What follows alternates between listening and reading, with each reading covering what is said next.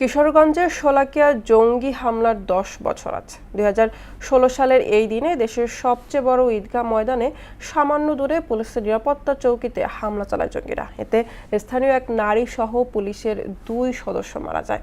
হামলার 10 বছর পার হলেও শেষ হয়নি মামলার সাক্ষ্য গ্রহণ। এই ঘটনায় জড়িতদের দৃষ্টান্তমূলক শাস্তির দাবি জানিয়েছে নিহতের স্বজনরা। ওমর সিদ্দিক রবিনের তথ্যচিত্রে তাহসিন তারিনের রিপোর্ট। 2016 সালের 7 জুলাই শোলাকিয়া ঈদগাহ মাঠে নামাজের প্রস্তুতি চলছিল। ঠিক সেই সময় মাঠের অদূরে মুফতি মোহাম্মদ আলী মসজিদের কাছে পুলিশের নিরাপত্তার চৌকিতে হামলা করে জঙ্গিরা। এই সময় চাপাতি ও কুড়াল দিয়ে কুপিয়ে হত্যা করা হয় পুলিশের 2 সদস্য জহিরুল ইসলাম ও আনসারুল হককে। পরে পুলিশ সহ অন্যান্য আইনশৃঙ্খলা বাহিনীর সঙ্গে জঙ্গিদের বন্দুকযুদ্ধ চলাকালে রান্নাঘরে কাজ করা গৃহবধূ ঝর্ণা রানী বর্মিকের মাথায় গুলি লাগে। ঘটনাস্থলেই নিহত হন তিনি।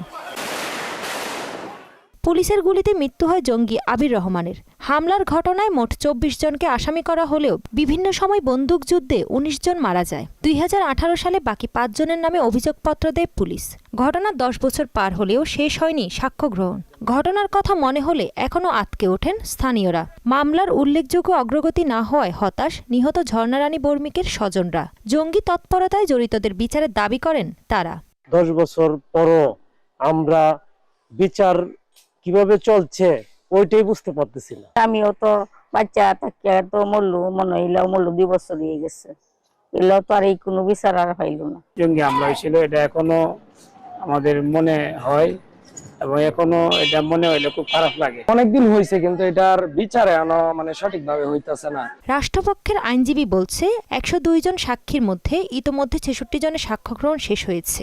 সাক্ষী প্রায় শেষ পর্যায়ে, ডাক্তার এবং আয়ু রহিয়াছে।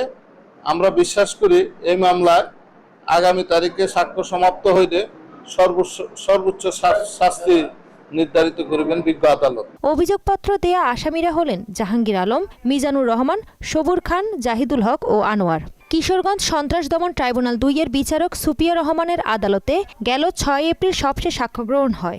পরবর্তী তারিখ 7 সেপ্টেম্বর। তাহসিন তারিন, মোহনা সংবাদ।